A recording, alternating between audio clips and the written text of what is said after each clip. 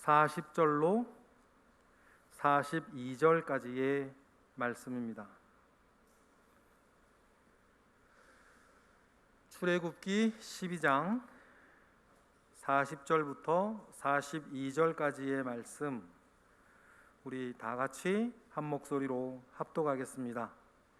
이스라엘 자손이 애굽에 거주한 지 430년이라 430년이 끝나는 그날에 여호와의 군대가 다 애굽 땅에서 나왔은즉 이 밤은 그들을 애굽 땅에서 인도하여 내심으로 말미암아 여호와 앞에 지킬 것이니 이는 여호와의 밤이라 이스라엘 자손이 다 대대로 지킬 것이니라. 아멘. 오늘 출애굽기 어떻게 읽을 것인가? 다시 읽는 출애굽기에 대해서 세미나 인도해 주시고 말씀 전해 주실 목사님은 민경구 박사님이십니다. 에스라 성경대학원 대학원에서 대학교에서 강의하시고 모세오경, 출애굽기, 신명기, 창세기 모든 부분들에 대해서 우리에게 주실 것들이 참 많은 목사님이신데요. 우리 박수로 환영하겠습니다.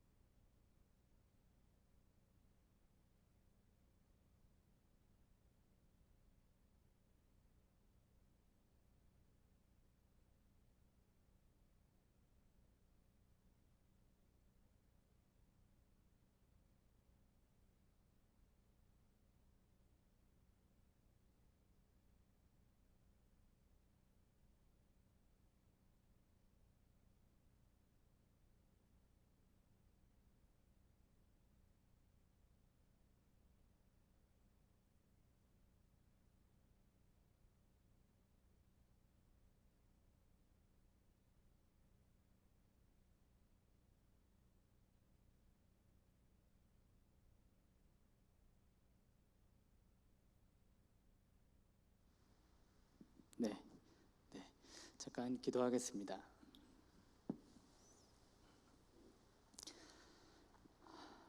하나님, 우리를 하나님께서 한 교회 공동체로 부르셔서 하나님 나라를 함께 걸어갈 수 있는 형제 자매로 삼아주심을 감사를 드립니다. 하나님, 우리가 이 땅 가운데 살아가며 우리가 세상의 기준대로 살아가지 아니하고 주의 말씀을 우리의 지표로 삼아 살아가기로 하나님 예수 그리스도를 처음 믿을 때 하나님 그렇게 작정을 하였습니다. 하지만 우리의 삶을 살아가다 보니 늘 세상의 기준이 우리에게 들어와 있는 것을 보게 됩니다. 하나님, 우리가 또한 늘 말씀을 통하여서 우리의 기준과 말씀의 기준이 어떻게 다른지 늘 우리가 비교하게 하시고 또한 말씀을 기준으로 우리의 삶을 늘 다시 한번 말씀으로 돌아가기를 원하는 우리 하나님의 교회 공동체 가운데 주님께서 늘 함께 하시고 인도하여 주시옵소서.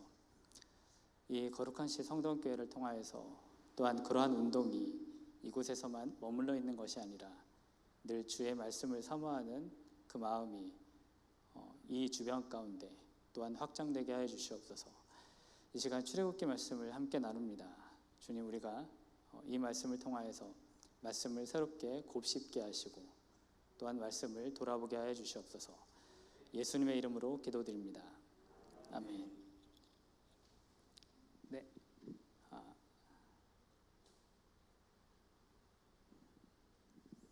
네, 나오는군요. 자, 네, 반갑습니다. 생각보다 많이 계시네요. 약간 하울링이 생기는 것 같은, 하울링이 있는 것 같은데, 제가 생각했던 것보다 숫자가 굉장히 많이 계십니다. 그리고 우리 이제 장로님, 권사님들도 계신 것 같고요. 그리고 청년들도 이 시간에 있는 게 조금 놀랍기도 하고 그렇습니다. 예, 놀러 가셔야지 여기 왜 계시는지. 네. 자, 네, 저는 민경구라고 합니다. 네, 사실 우리 최은영 목사님하고는 오늘 처음 뵙고요. 네, 전화 통화를 이제 한두 번 하긴 했지만, 네, 귀한 곳에 불러주셔서 너무 감사하게 생각합니다. 왜냐하면은 코로나이고 해서 뭐 저도 이제 세미나나 이런 것들을 하기는 하지만 많이 취소가 되고 이제 그랬거든요. 그래서 이런 시기에 세미나나 이런 것들을 할 수 있을까라고 하는 생각을 좀 하기도 했는데, 네, 아무튼 네, 불러주셔서 그래서 열심히 오게 됐습니다. 네, 출애굽기. 여러분들은 출애굽기 하면은 제가 여기 오늘 제목을 다시 읽는 출애굽기라고 했는데요. 다시 읽는 출애굽기라고 하는 이유 중에 하나는 제가 다시 읽는이라고 하는 그 시리즈를 한번 써내려고 생각을 하고 있기 때문에 그렇습니다. 창세기는 이미 썼다라고 하는 거죠. 이제 출애굽기입니다. 다시 읽는다라고 하면은 좀 여러 가지 의미가 있을 것 같습니다. 그냥 단순히 일반적으로 읽어왔던 그런 것이 아니라 좀 더 이제 새로운 그런 방식으로 읽어 나가려고 시도를 하고 있습니다. 여러분들은 출애굽기 하면은 어떠한 단어가 생각이 나시나요? 출애굽기를 생각하면은 떠오르는 키워드가 혹시 있으신가요? 네, 아마 출애굽기를 생각하시면은 네, 나오죠. 자, 아마 탈출, 애굽에서 나오기 때문에 탈출이라고 하는 그러한 단어를 가장 먼저 생각을 할 수 있습니다. 네, 또 혹시 떠오르는 단어 있으신가요? 탈출이라는 단어 말고? 네? 네, 죄송합니다. 제가 가는 기가 먹어서요. 모세, 광야. 네, 감사합니다. 10가지 제안. 네, 그렇죠. 네, 탈출하고 나오면서 그러면서 이제 그들은 10가지 제약이나 이런 것들이 있고요. 조금 전에 누가 십계명을 말씀을 하셨는데 율법이 있습니다. 출애굽기에는 십계명만 있는 것은 아니고요. 훨씬 더 다양한 율법이 있습니다. 자, 그래서 우리는 보통 이제 율법이라고 하면은 느낌이 제 개인적으로 제가 율법을 전공을 했거든요. 그 현대법을 제가 법학을 전공하지는 않았습니다. 그게 아니라 성경에 있는 법을 연구를 했습니다. 그런데 성경에 있는 법, 이게 과연 우리나라에서 얼마나 설교가 되고 있을까? 개인적으로 좀 질문을 해보기도 합니다. 자, 그리고 여러분들 출애굽기에서는요, 성막을 만드는 것, 이런 것들도 언급을 하고 있습니다. 그런데 지금 제가 말씀드린 이런 부분들이 출애굽기 안에서 본문들로 또한 나오고 있습니다. 예를 들어서 탈출이라고 하면은 출애굽기 1장부터 15장이나 뭐 조금 더 넘어가면은 18장까지 나오고요. 그리고 여러분 혹시 십계명이 어디에 나오는지 아세요? 십계명.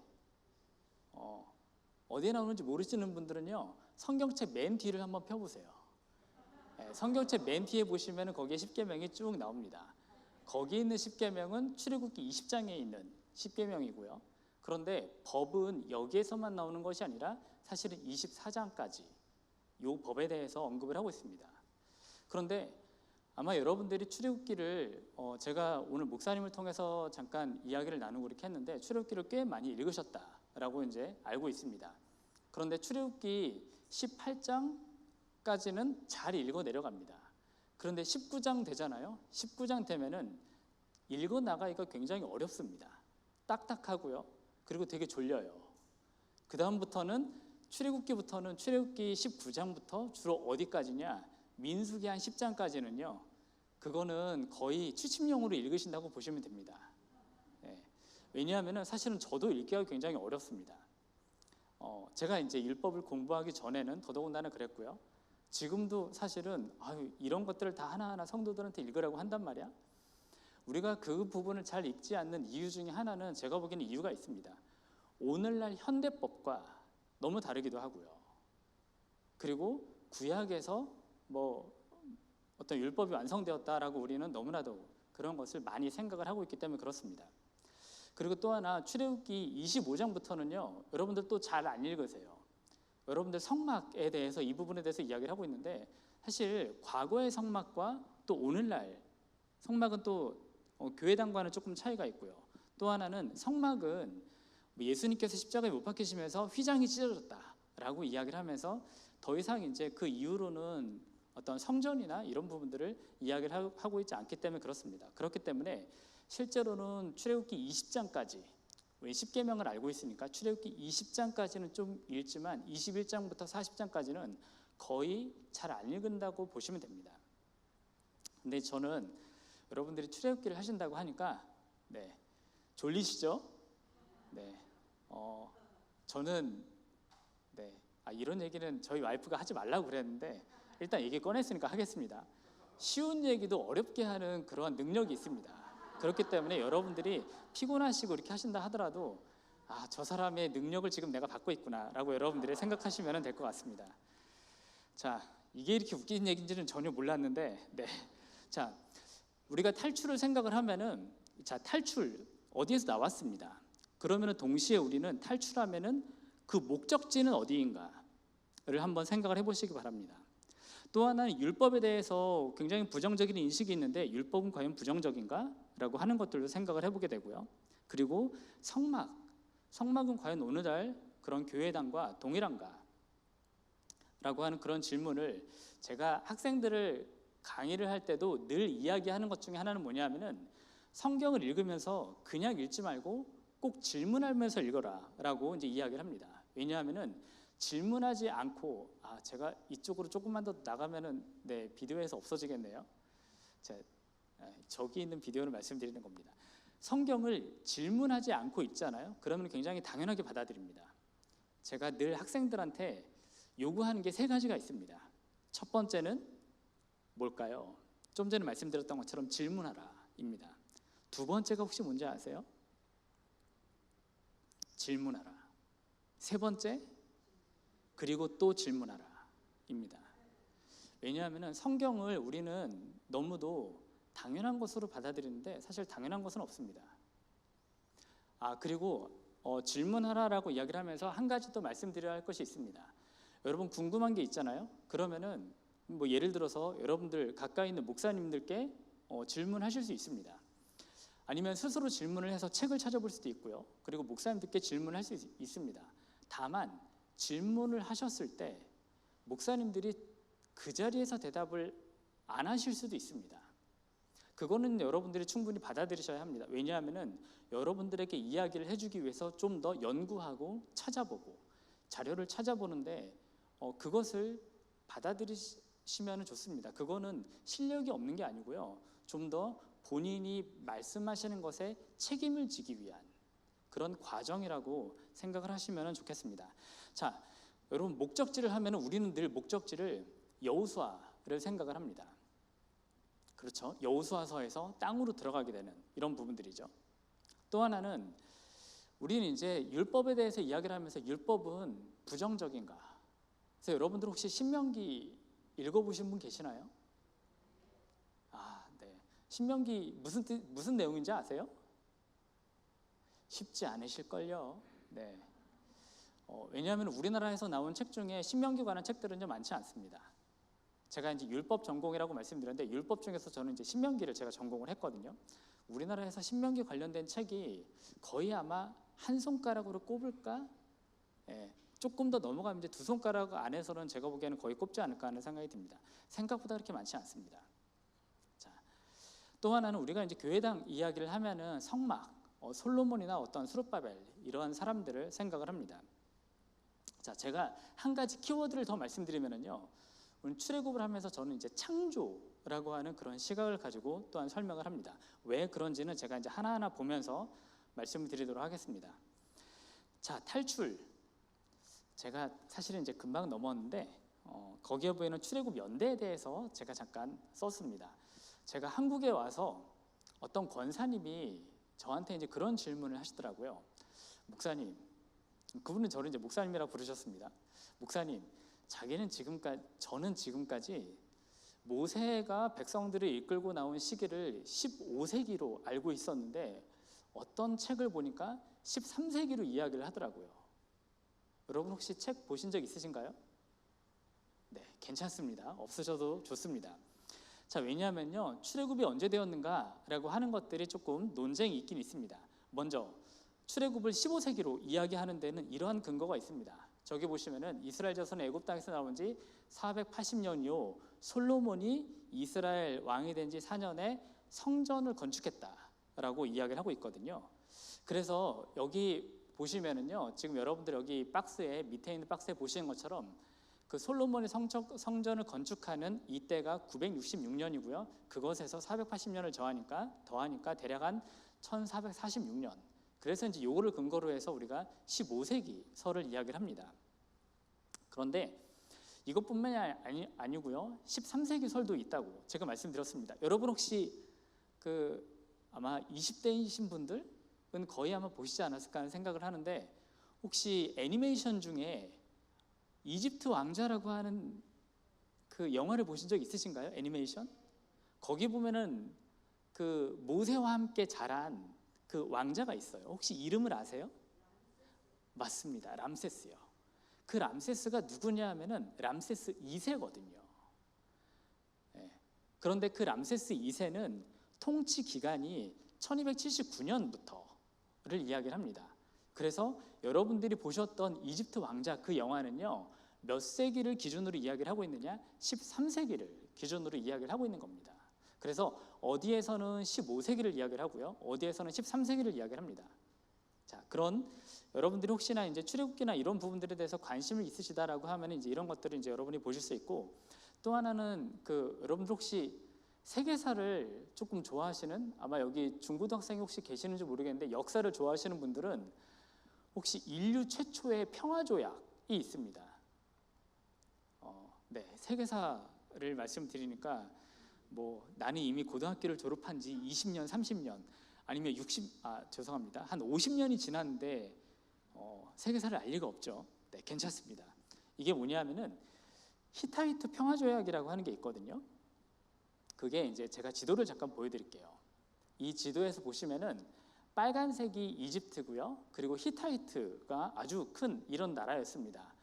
거기 보시면은 초록색 요 부분에서 지금 애굽과 히타이트가 전쟁을 치릅니다. 그리고 나서 최초로 맺어진 조약이 히타이트 평화조약이라고 하는 것인데, 그게 1274년 경에 이제 체결이 되었다라고 이야기를 합니다. 이제 이거를 가지고 이야기를 하는 게, 이제 만약에 애굽이 전쟁을 하러 갔으면은 여기 이스라엘 땅을 지나가야 하는, 여기가 이스라엘이거든요. 그러한 상황이었기 때문에 아마 그 이전에 이스라엘이 있었으면은 애굽에 거의 초토화가 되었을 것이다라고 이제 사람들이 이야기를 하기도 합니다. 자, 여러분들이 혹시 관심 있으실지 모르겠는데 이런 구글이나 이런 데서 보시면은 이러한 뭐 가데스 전투나 이런 것들을 여러분이 찾아볼 수 있습니다. 자, 어려운 얘기는 뒤로 하고요. 자, 이쪽으로 다시 넘어오도록 하겠습니다. 자, 이스라엘이 탈출을 합니다. 이스라엘이 탈출을 할 때 목적지는 어디였을까? 혹시 이야기하실 수 있는 분 계시나요? 가나안이요. 아, 네, 좋습니다. 이스라엘의 목적지는 가나안 땅으로 우리가 생각을 할 수 있습니다. 그것은 성경에서도 나와요. 출애굽기 3장 8절을 보시면은 내가 내려가서 그들을 애굽인의 손에서 건져내고 하면서 아름답고 광대한 땅, 적각거리를 흐르는 땅으로 내가 그들을 인도하겠다라고 말씀을 하고 있습니다. 출애굽기 6장 8절도 그렇습니다. 아브라함과 이삭과 야곱에게 주기로 맹세한 땅으로 너희를 인도한다라고 지금 말씀을 하고 있거든요. 그래서 애굽에서 나와서 가나안으로 들어가는 것, 이것은 여러분 굉장히 스토리 연결이 아주 잘 됩니다. 그런데 여기에서 여러분들 한번 질문을 해보세요. 우리는 여러분들 모세 오경이라고 이야기를 하시죠. 그런데 가나안 땅에 들어가는 이야기는 어디에서 기록되었죠? 여호수아. 그러면은 창세기에서 이야기가, 그리고 출애굽기 이야기가 여호수아에서 끝나야 되지 않나요? 그런데 우리는 그러면은요, 모세 5경이 아니라 6경이 돼요. 6권. 이렇게 이야기하는 사람들은 많지 않아요. 그런데 우리는 분명히 애굽에서 나와서 가나안 땅으로 들어간다라고 생각을 하고 있거든요.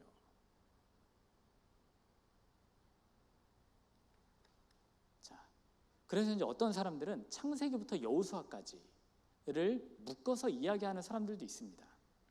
이제 그거의 출발점은 늘 우리는 창세기를 출발점으로 이야기를 하고 있지만 애굽에서 나오는 이 이야기, 그리고 가나안 땅으로 들어가는 이 이야기, 그러한 것들은 여기에서뿐만이 아니라 창세기에서도 마찬가지로 나옵니다.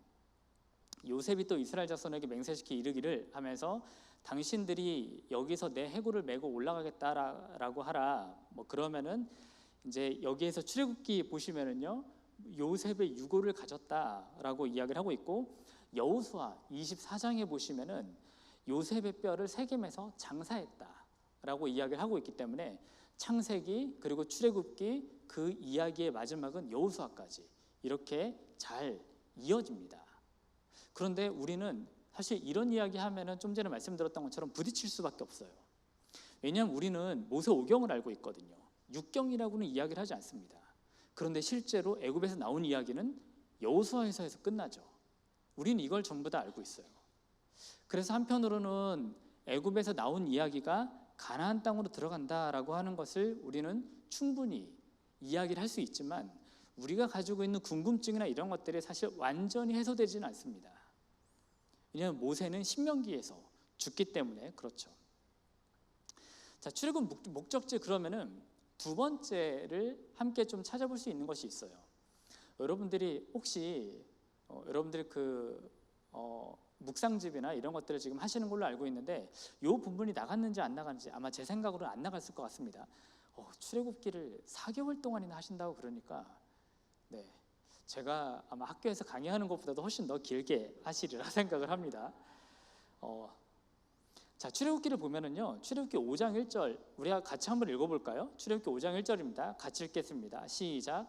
그 후에 모세와 아론이 바로에게 가서 이르되, 이스라엘의 하나님 여호와께서 이렇게 말씀하시기를, 내 백성을 보내라. 그러면 그들이 광야에서 내 앞에서 절기를 지킬 것이니라. 네, 출애굽기 7장 16절도 마찬가지입니다. 제가 색깔 있는 부분들만 읽어보겠습니다. 내 백성을 보내라. 그러면 그들이 광야에서 나를 섬길 것이니라 라고 지금 이야기를 하고 있습니다. 자, 지금 하나님이 그 모세가 바로에게 가서 이야기를 하는 이런 부분들인데요, 그러면서 이제 하나님이 모세에게 뭐라고 명령을 하고 있냐면은 애굽에서 나와라. 그러면서 하나님을 섬기는 이런 것을 이야기를 하고 있습니다. 그런데 독특하게 그 장소를 언급을 해요. 그 장소가 지금 어디죠? 광야입니다. 광야. 자, 이스라엘 백성이 애굽에서 나오게 되는 그런 목적지로 또 하나 언급되는 것 중에 하나가 분명히 여기에서는 광야를 이야기를 하고 있습니다. 자, 그러면은 광야, 아까 제가 그 어떤 출애굽하면 키워드 이제 여쭤보니까 광야를 언급하시는 분이 계셨는데요, 왜 광야를 언급을 할까요? 자, 일단은 광야를 언급하는 것은 이해가 되시죠? 자, 왜 광야를 언급을 할까요? 성막이요? 아, 네, 감사합니다. 성막이요. 그리고요. 네, 출애굽 목적지로서의 광야. 여러분, 모세오경 안에서 아주 중요한 광야가 두 군데가 있습니다. 혹시 어딘지 아세요? 두 곳이 있습니다. 네? 가데스 바네아요? 네. 거기는 조금 다르고요. 모세오경 안에서 아주 오랫동안 체류했던 것이 두 가지가 언급이 됩니다. 하나는 보시면은 출애굽기 19장에 보면은 나오고요. 그리고 출애굽기 19장부터 19장 거기에 이스라엘이 어디 광야에 도착했느냐? 시내 광야에 도착했다라고 이야기를 합니다. 그런데 그 시내 광야를 떠난 장면이 어디서 나오는지 아세요? 시내 광야에 도착했습니다. 출애굽기 19장에 시내 광야를 떠났어요. 언제 떠났느냐라고 하면은 민수기 10장에 보면 나와요. 민수기 10장 11절 12절에 보시면은 시내 광야를 떠난 것을 이야기를 하고 있습니다. 그러니까 출애굽기 19장부터 민수기 10장까지는 거의 시내 광야에서 머물러 있는 것을 이야기를 하는 거죠. 그래서 첫 번째는 시내 광야입니다. 두 번째 중요한 광야가 어디냐면은 이거는 신명기에서 중요하게 나와요. 신명기에서 신명기 1장에 보시면은 신명기 1장 1절 그리고 신명기 1장 5절에 보시면은 모압 광야라고 이야기를 합니다. 이 두 곳이요 가장 중요한 광야로 우리가 생각을 할 수 있습니다. 그런데 그러면은 이 광야에서 도대체 무슨 일이 있었느냐라고 하는 것도 우리가 생각을 해봐야죠. 네, 모압 광야는 신명기 1장 5절 그리고 신명기 29장 1절에서 모압 광야에 대해서 다시 이야기를 합니다. 이 시내 광야는요 어떤 일이 있었냐면은 모세가 하나님으로부터 말씀을 받은 곳, 이것이 바로 시내 광야예요.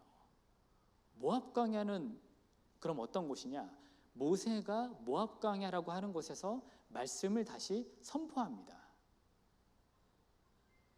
자, 여러분들 모세오경을 한번 보세요. 모세오경 쭉 보시면은 자, 창세기, 출애굽기, 레위기, 민수기, 신명기 있습니다. 그러면은 출애굽기 19장부터 민수기 10장까지는 어디에서 있었던 것이냐? 시내 광야고요.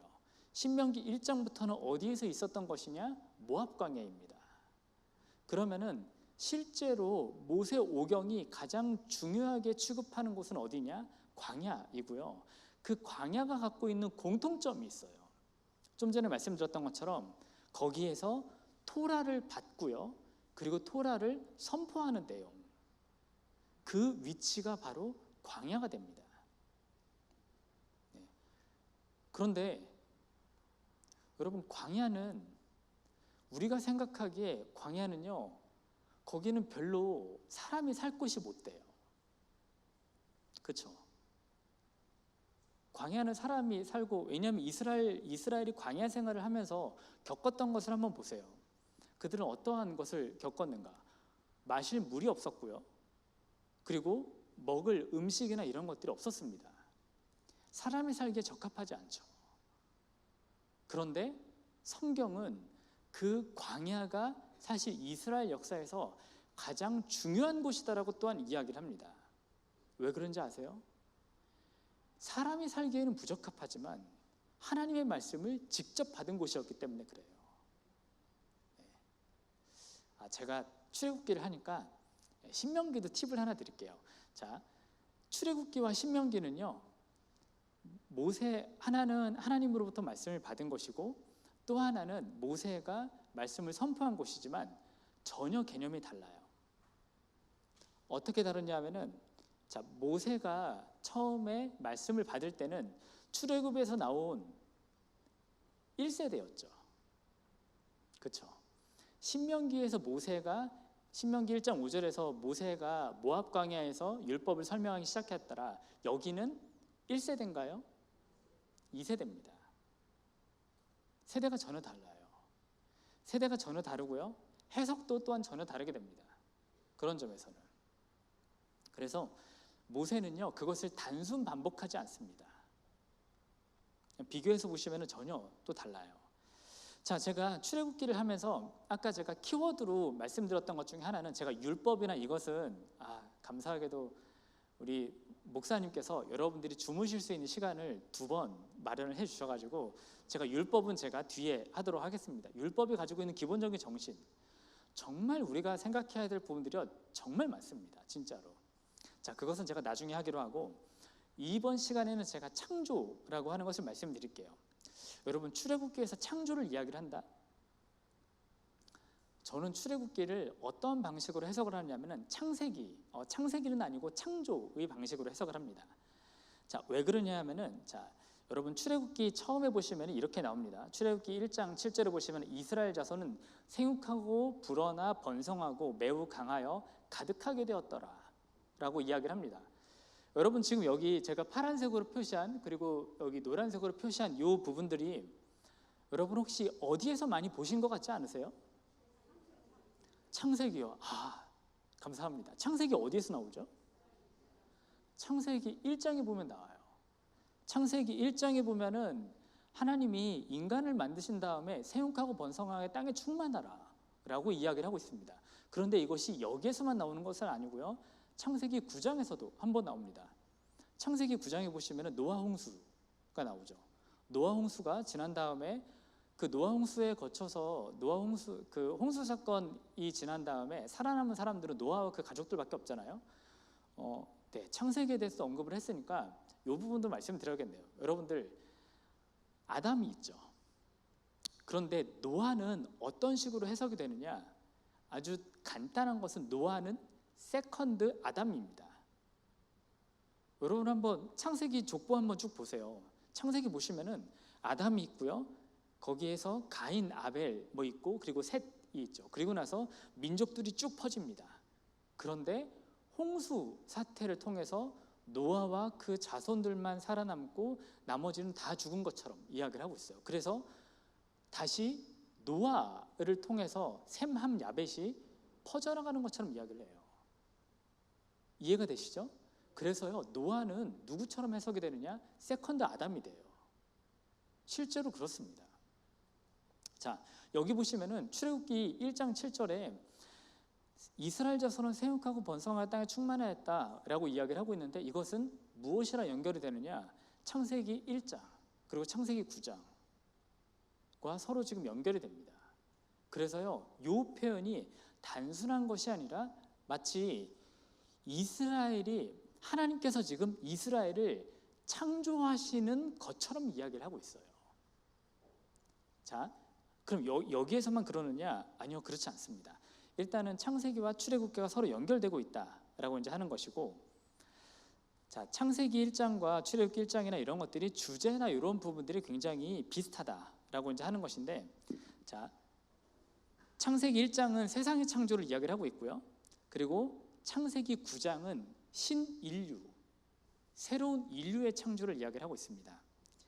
그리고 출애굽기는요, 하나님의 창조를 이야기를 하고 있는데, 이거는 굉장히 독특하게 이스라엘의 창조를 이야기를 하고 있어요. 좀 이상하죠? 창세기에서 이야기하고 있는 것과 출애굽기에서 이야기하고 있는 부분들이. 자, 어떻게 지금 달라지고 있냐 하면은, 여러분 한번 생각해 보세요. 아담은 이스라엘의 조상이다. 맞을까요? 아담은 이스라엘 사람이었을까요? 노아는 이스라엘 사람이었을까요? 그걸 이야기하는 사람은 아무도 없습니다. 아담이나 노아나 이런 인물들은요, 어떤 국가를 초월한 모든 이들의 조상처럼 이야기를 하고 있어요. 그래서 창세기 1장과 9장에서는 모든 인류를 다 포괄적으로 이야기를 하고 있습니다. 그런데 출애굽기에서는 그런 점에서는 달라요. 모든 인구를 포괄적으로 이야기를 하는 것이 아니라 이스라엘이 생성되는, 이스라엘이 인류에서 등장하는 과정을 성경은 창조 사건으로 이야기를 하고 있어요. 그래서 창세기 1장과 9장에서는 하나님이 온 인류에 관심을 갖고 있는 부분들을 이야기를 하고 있다면, 출애굽기 1장에서는 그 관심이 어디로 집중되고 있느냐? 이스라엘이라고 하는 국가로 집중이 되고 있습니다. 나중에 이게 신약으로 가시잖아요. 신약으로 가면은 예수 그리스도를 통해서 새로운, 그러니까 그 전에는 유대교가 있었으니까요. 그 유대교에서 예수 그리스도를 따르는, 뭐 그때 당시에는 기독교가 없었으니까 우리가 보통 기독교라고 이야기를 하면은 루터의 종교개혁으로 이야기를 하니까요. 그래서 이제 조금 나누어서 그리스도교라고 이제 이야기를 합니다. 학문적으로는요. 그래서 그리스도교의 출발을 어떤 창조 사건으로 마찬가지로 이야기를 하고 있습니다. 자, 이런 부분들이 서로 이제 연결되기 때문에 생육하고 번성하여 땅에 충만하라, 그리고 출애굽기 1장에서도 생육하고 번성하여 가득하게 되었다라고 하는 것을 이야기를 하고 있습니다. 그래서 마치 성경은 이스라엘이라고 하는 나라가 세상 가운데 등장하게 된 것, 이것을 하나님의 창조의 결과 그리고 축복의 결과로 이야기를 합니다. 자, 그리고 또 하나, 이 출애굽기 1장만이 아니고요. 출애굽기에 보시면은 굉장히 많은 부분들이 연결이 돼요. 여러분들 출애굽기 2장에 보시면은 모세 다 아시죠? 제가 원래 이 성경 강의나 이런 것들을 할 때 그림이나 이런 것들도 제가 독일에서 공부를 했기 때문에 그림이나 이런 부분들을 좀 보여드리고 한데, 어쩐 일인지 제가 그림이나 이런 것들을 다 빼놓고 왔네요. 죄송합니다. 여러분들 그 모세 방주 사건 다 아시죠? 그 모세가 어떤 상자에 담겨서 사실은 뭐 나일강에 놓여진 건 아니고요. 그냥 갈대밭 사이에 놓이고 거기에서 다시 구원받는 이런 사건을 이야기를 하고 있습니다. 아마 그런 이미지들은 우리가 다 가지고 있으리라 생각을 합니다. 그런데요, 한글 성경에서는 이것이 상자로 번역이 됐습니다. 상자라고 하는 단어. 제가 여기에 죄송합니다. 여기 히브리어로 테바라고 하는 히브리어를 제가 여기다가 써놨거든요. 왜 그러냐면은 한글 성경으로는 상자라고 번역이 됐는데 요 히브리어가요 성경에서 딱 2번밖에 나오지 않아요.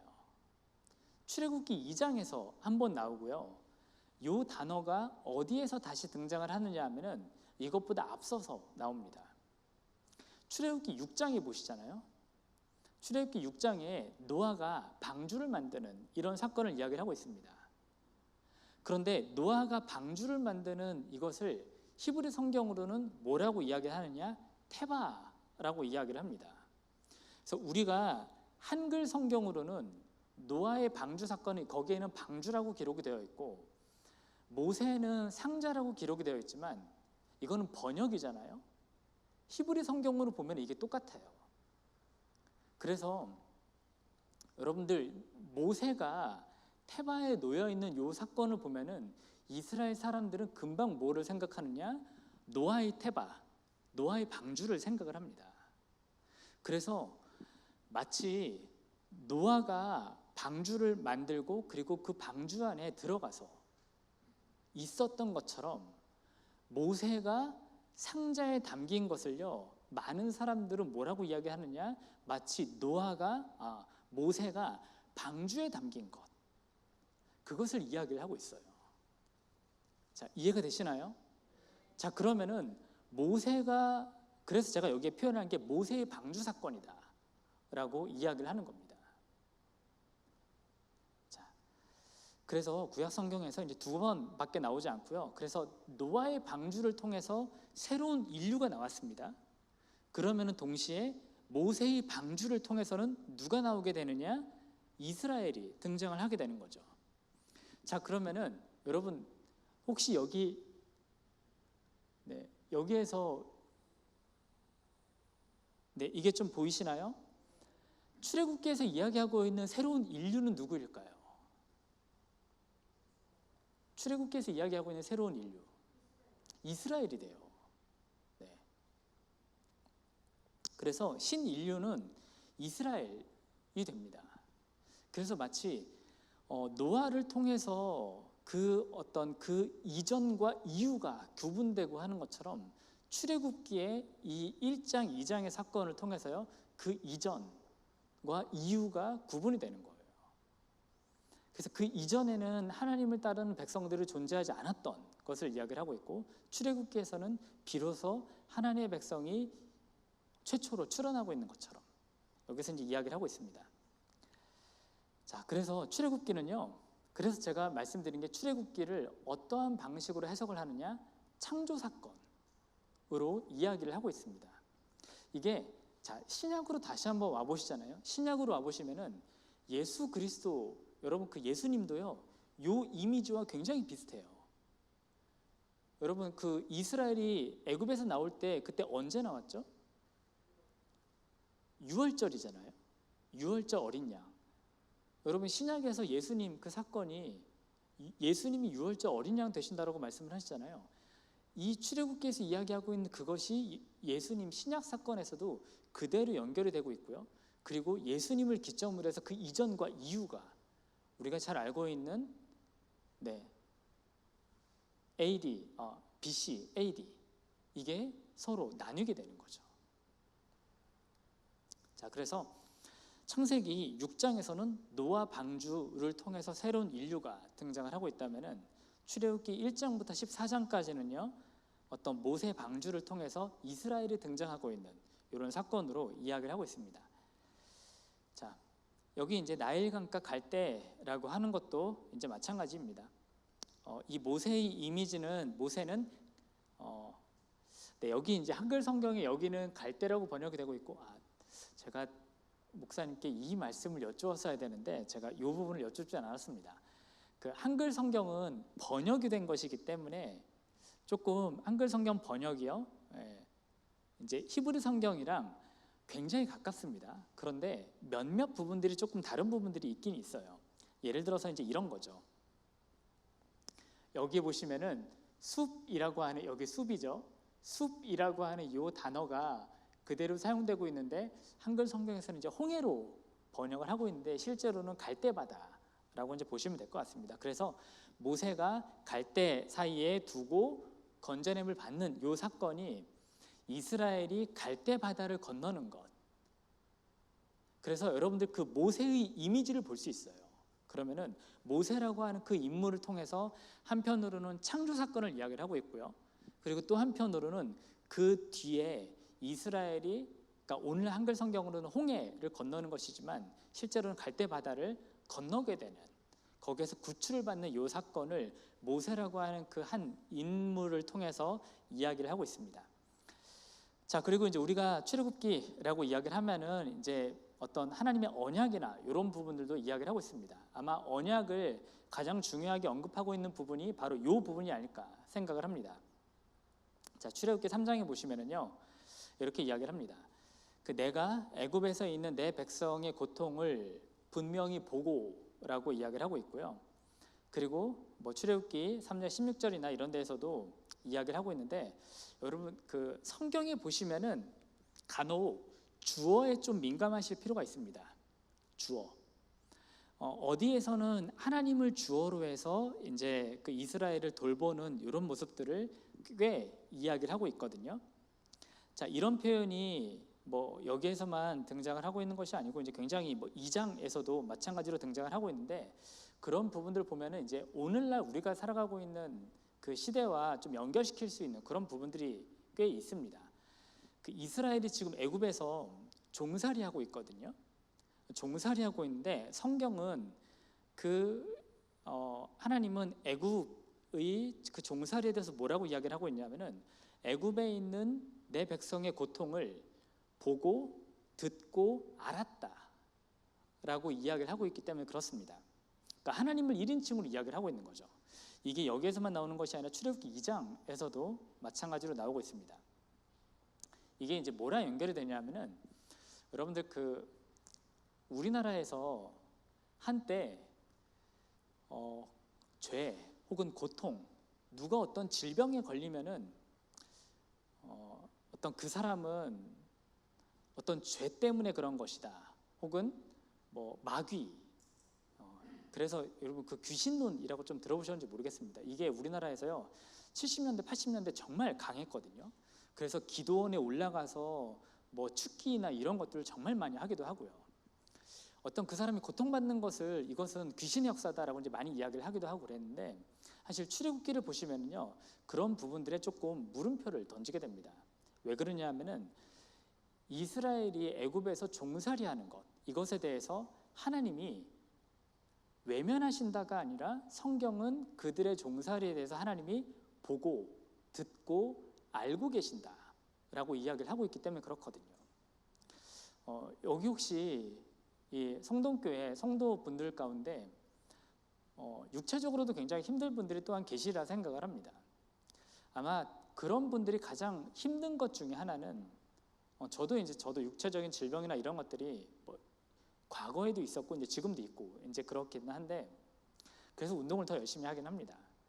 근데 이제 늘 그런 어떤 심리적인 고민 중에 하나는, 내가 어떤 죄를 지었는가, 그리고 하나님이 나를 돌보시지 않는가라고 하는 것에 대해서 늘 갈등이 있거든요. 근데 출애굽기는요 그런 부분들에 대해서 하나님이 보고 듣고 아신다라고 또한 이야기를 하고 있습니다. 또 하나 이제 이런 부분들을 보고 하면은 우리가 고통 가운데 어떻게 행동을 해야 할까라고 하는 것들도 또한 함께 돌아보게 됩니다. 자, 파라오. 여러분들 아마 출애굽기를 보시면은 우리가 또한 반드시 봐야 되는 인물 중에 하나가 파라오가 아닌가 하는 생각을 합니다. 여러분 그 파라오, 혹시 파라오가 어떤 그 모습을 하고 있는지 여러분들이 아마 거의 아시리라 생각을 하는데요. 여기 뱀이 탄인이라고 하는 히브리어가 나왔는데, 성경에 보시면은 어디에서는 뱀으로 나오고 있고요, 어디에서는 뭐 바다 짐승들이라고 이제 이야기를 합니다. 자, 제가 이제 이 부분은 잠깐 좀 넘어가도록 하겠습니다. 그런데 제가 파라오를 말씀드렸는데 성경에서 바로를 뭐라고 이야기를 하냐면은 자, 이렇게 이야기를 합니다. 에스겔 29장 3절을 보시면요, 애굽의 바로 왕이여 내가 너를 대적하노라 너는 자기의 강들 가운데 누운 큰 악어라 라고 이야기하면서 이 바로에 대해서 탄인이라고 이야기를 하고 있습니다. 이 바로가 탄인으로 표현하고 있는 게 여러분 이게 무슨 말이냐면은 제가 좀 전에 창세기 1장도 잠깐 말씀드렸는데요, 바로가 탄인으로 표현되고 있는 것은 제가 이 출애굽기를 창조라고 말씀드렸잖아요. 그러면은 그 창조를 방해하는 인물이 있죠. 바로 이 인물이 누구냐 하면은 바로입니다. 바로는 그냥 애굽의 왕으로 등장하는 것이 아니라 하나님의 창조 사건을 반대하고 심지어는 거부하고 하는 인물로 등장을 하고 있어요.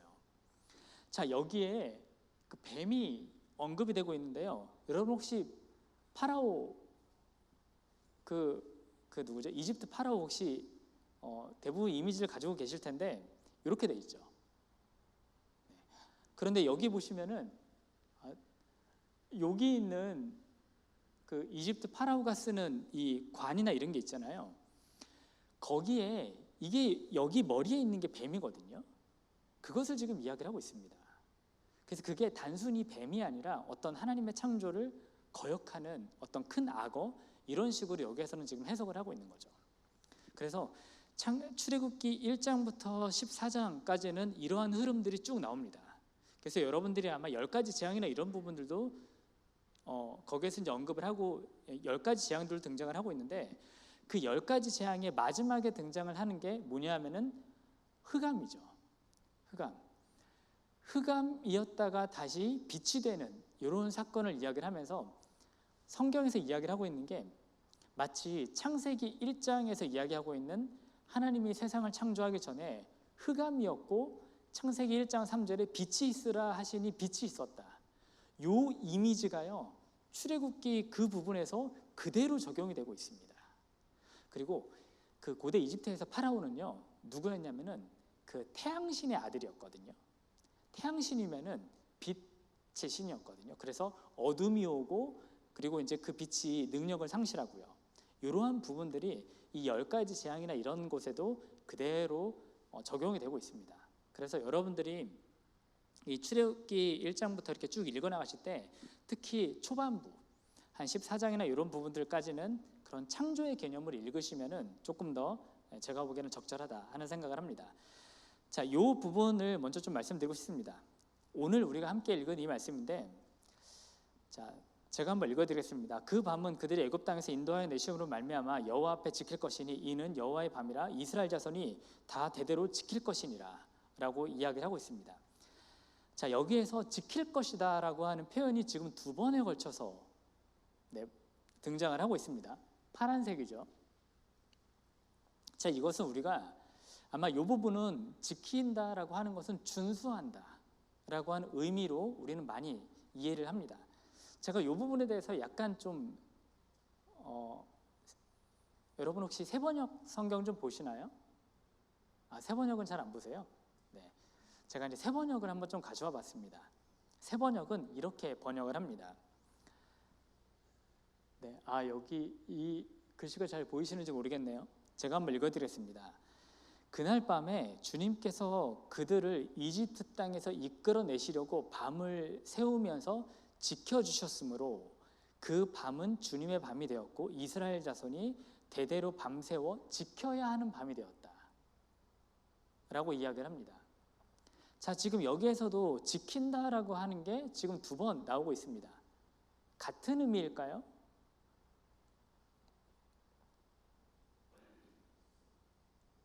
여기 지금 붉은색 그리고 밑에 약간 하늘색, 같은 의미일까요? 의미가 어떻게 다르죠?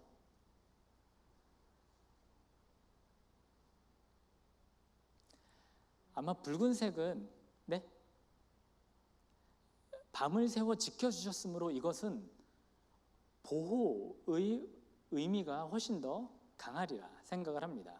그리고 하늘색은 그것을 어떤 준수해야 하는 이런 느낌이죠. 제가요, 이 부분을 제가 한번 번역을 해보았습니다. 자, 그 날에 주님께서 그들을 이집트 땅에서 이끌어내시려고 밤을 새우면서 보호해 주셨으므로 그 밤은 주님의 밤이 되었고 이스라엘 자손이 대대로 밤새워 보호해야 하는 밤이 되었다. 네. 의미가 전혀 다르죠.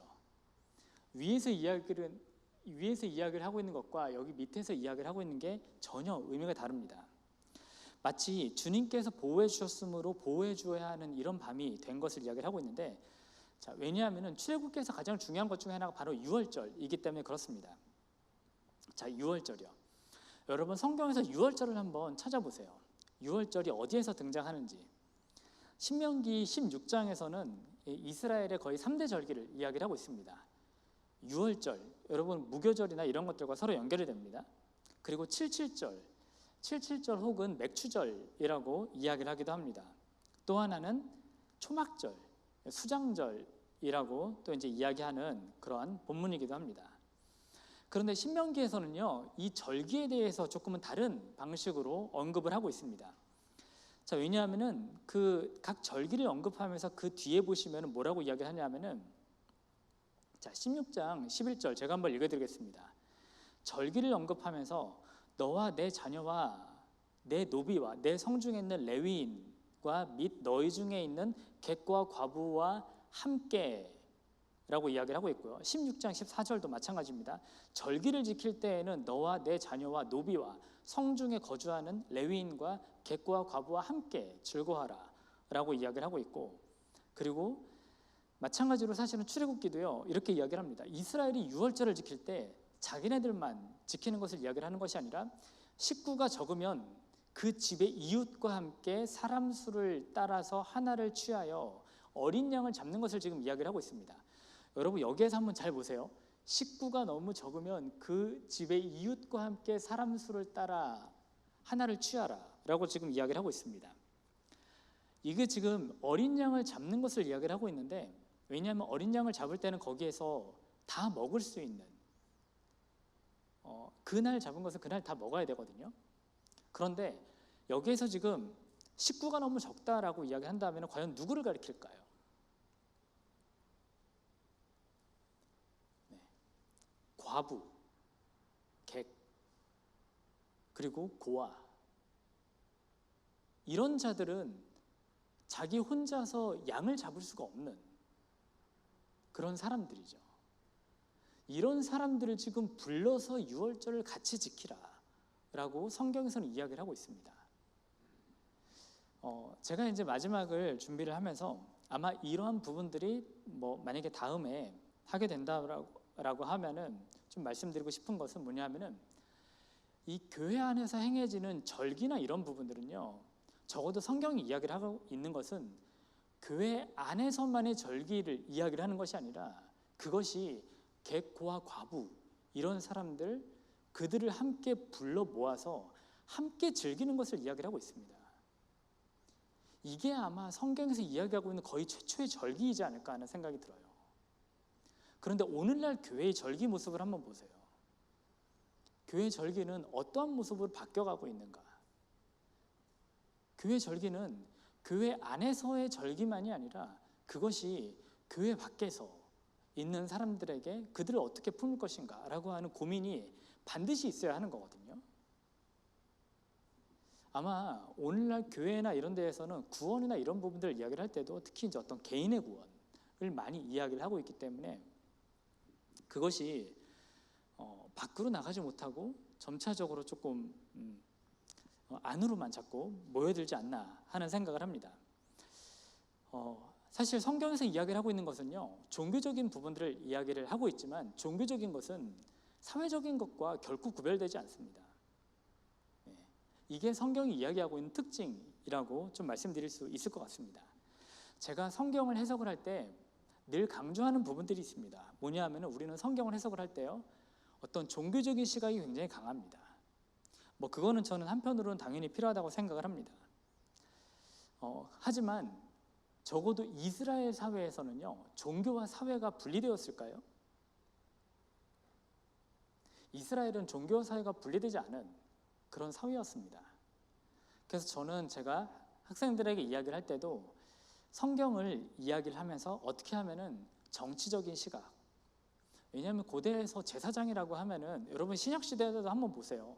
제사장 굉장히 어떤 권력을 잡고 있는 그런 집단이었죠. 네, 예언자들도 마찬가지입니다. 정치, 사회, 문화라고 하는 굉장히 다양한 시각으로 해석을 할 필요가 있습니다. 경제적인 시각도 마찬가지고요. 여러분 양을 잡는다고 생각을 해보세요. 그러면 그 양을 잡을 때 단순히 종교적인 것만 있을까요?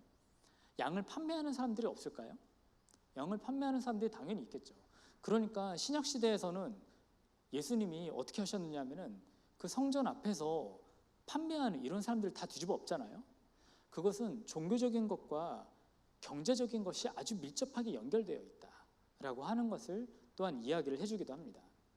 그래서 여러분들이 제가 이제 성경을 보면서 저는 조금 늘 고정된 시각만이 아니라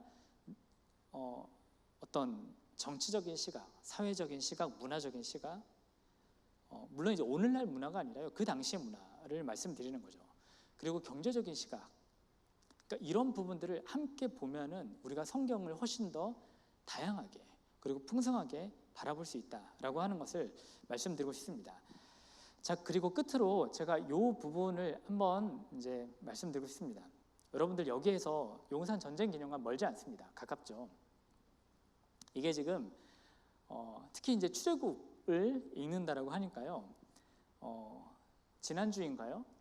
네, 지난주인가요? 지지난주인가요? 6월 22일부터 이 투탕카멘 그 이집트 전시회를 하고 있습니다.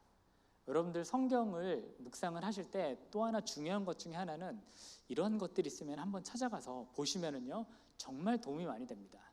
물론 진품은 아니고 모조품이긴 하지만 모조품인데도요 굉장히 정교하게 잘 되어 있습니다. 예. 물론 이제 뭐 지금 뭐 코로나 기간이고 해서 여러 사람들이 함께 가기는 어렵겠지만 그래도 혹시나 가능하다면 3, 4, 5 함께 전시회를 한번 이렇게 쭉 둘러보고 이렇게 하는 것도 제가 보기에는 출애굽기를 전체적으로 이해하고 또한 하시는데 도움이 되시지 않을까 하는 생각이 들고요. 다행히도 여러분들이 출애굽기를 이제 읽어 나가시는 이 시점에서 이게 됐기 때문에 저도 이제 좀 말씀을 드리고 이제 이렇게 했습니다. 자, 출애굽기를 어떤 시각으로 봐야 될까? 사실은 생각보다 쉽진 않습니다. 그런데 적어도 출애굽기 1장부터 15장까지 볼 수 있는 어떤 기본적인 틀을 한번 말씀드렸고요. 기회가 된다라고 하면은 율법, 성경이 가지고 있는 단순히 율법이 아니라 법의 정신은 무엇인가, 기본적인 정신, 그 가치, 이 부분들에 대해서 좀 더 제가 한번 세세하게 말씀드리도록 하겠습니다. 자, 잠깐 기도하고 마치겠습니다.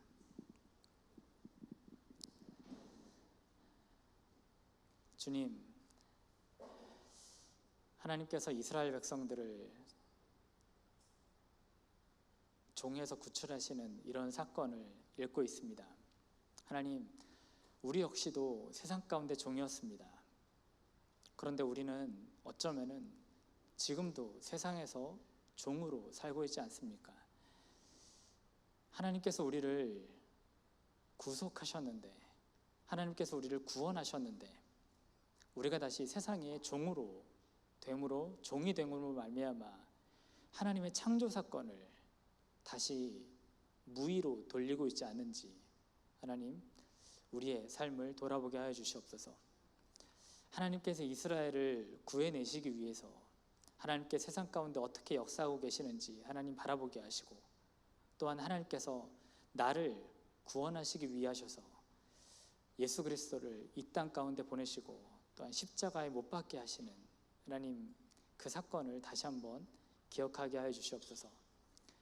다시는 세상의 종이 되지 아니하고 우리가 하나님의 백성으로 이 땅 가운데 당당히 살아갈 수 있도록 우리를 붙들어 주시옵소서. 우리를 인도하여 주시옵소서. 예수님의 이름으로 기도드립니다. 아멘. 박수로 우리